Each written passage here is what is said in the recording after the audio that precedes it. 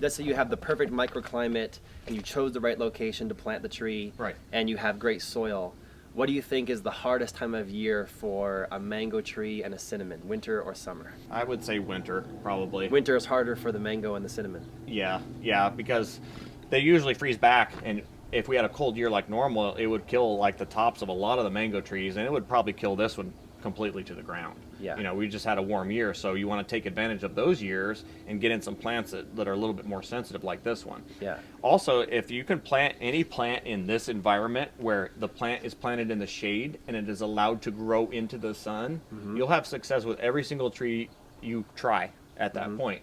They don't like full sun, and they don't like being out in the open by themselves. So you were talking about our plants planted too close. Not at all. I That's mean, actually a benefit. it's a benefit. Yeah. So they like being next to each other, that closeness. They're holding in the humidity. They like to touch each other. They're just like humans. They don't like to be all by themselves. You know, they like to have know somebody else is around them, and they'll respond a lot better that way. They'll respond that way from the leaves, and then eventually as the roots grow together, and they'll create an environment where they're not stealing nutrients from each other. They're just coexisting.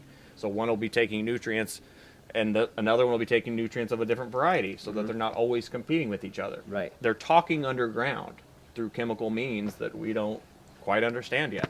Through that microbial layer Yep, that yep. we don't quite understand under the soil. Yep. The mycorrhiza, the fungus underneath the soil is what keeps all this.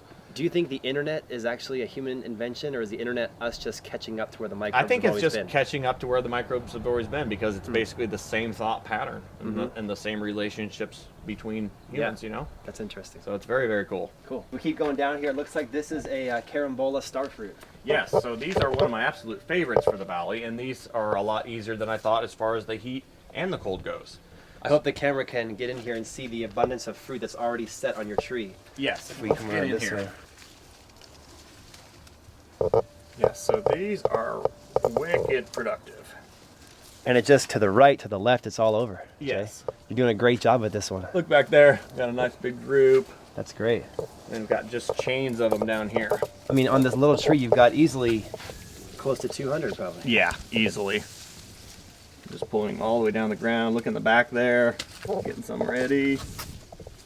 And they're all full sized without thinning. Look at this. That's amazing. They're all going to be full size. So this isn't a very old tree. This is about a 2-year-old starfruit. And this is what you should expect out of them. And like I said, I've got it planted here in the shade, and now he is growing up into the sunlight above the house, and he's adjusting.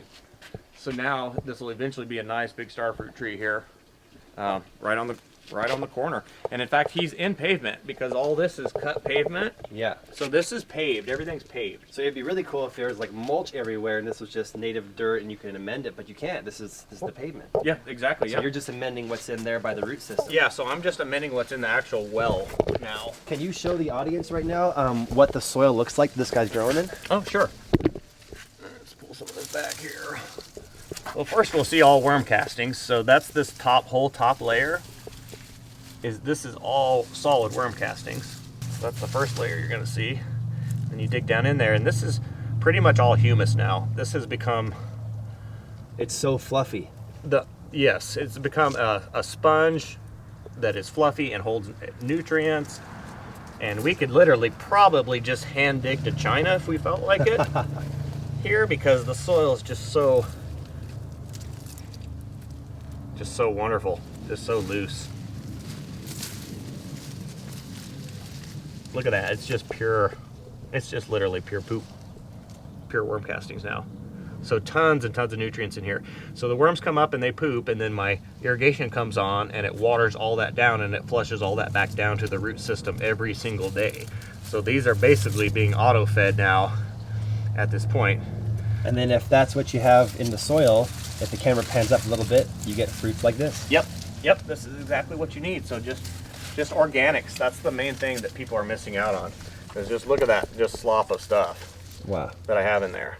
And all this will break down and give different nutrients to the tree. That's amazing. We want to get the tree the size we want it first. So we use that orchard compost. We get it to a size that You say orchard compost. What does that mean? That's a compost that I actually make. So I create 3 different kinds of composts, and the signatures are a little bit different in each one to allow a different reaction. And if folks are in the Phoenix area, they can get this compost from you. Yes, they can get this from me. They can just message me on Facebook. It's probably the best way to get a hold of me. Okay. But I make all my own compost, and it's for fruit trees. It's a living compost. It's fungal based, and I've been making it for at least 5 or 6 years now. So I've got it pretty perfected, and there's enough of it out in the valley now for people to see the results from it. It's just incredible. Explain to me really quick what a fungal-based compost is compared to a bacteria-based compost. Okay, so a fungal-based compost is going to be a lot of woody components. Okay, so it's going to be, you're going to start with wood chips, you're going to start with manures, and you're going to make a giant pile of this, and you're going to let it slowly start to break down on its own. Bacterial-based are going to be more for things like for gardening. So you get a lot of that in like the tumblers.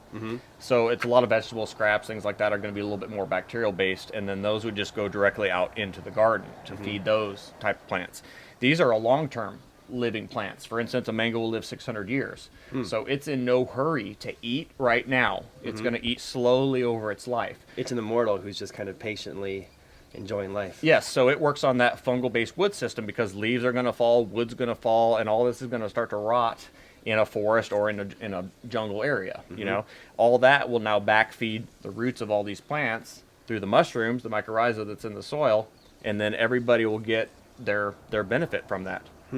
So yeah, it's a awesome relationship, like I said, in the soil that we're not too technical on yet, but we're getting there. And like I said, you want to have results like this. So we start with the orchard compost, we get them the size we want, and then we switch the compost to the Aztec Gold. And the Aztec Gold is what sends them into the fruiting phase. That's the second kind of compost you got. That's the second kind of compost, because this is the results that we're wanting at that point. You know, we're wanting every single tree to be extremely, extremely productive at the point when it's ready to fruit.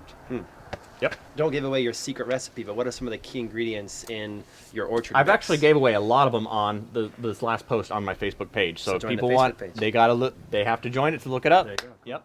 So there's 28 different ingredients in each of the composts. They're Okay. they're varying ingredients in various amounts depending on what we're wanting the reaction from the plant to be, basically. So yeah, I've just listed a whole bunch of the ingredients. I usually keep it quite a secret because it's like making a pie, you know. Including maybe putting a dead fish with each tree. Yes, it's the old school way of fertilizing things. So if you want to use that method, yes. I mean, I'm not real big on killing fish, so I'm not going to do it for my method, and I don't need to.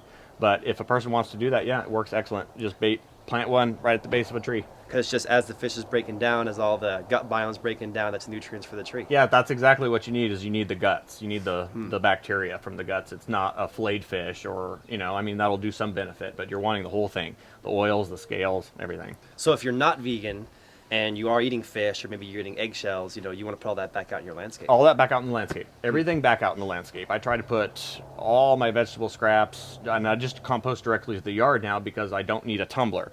The bacteria and the microbes are so high in the soil now, I just throw it out in the yard, and in 24 hours it's gone. Yeah. I don't need to put it in a tumbler. Exactly. So it gets put directly back to the plant. Well, let's go check out the main part of your backyard Sure. food forest. All right.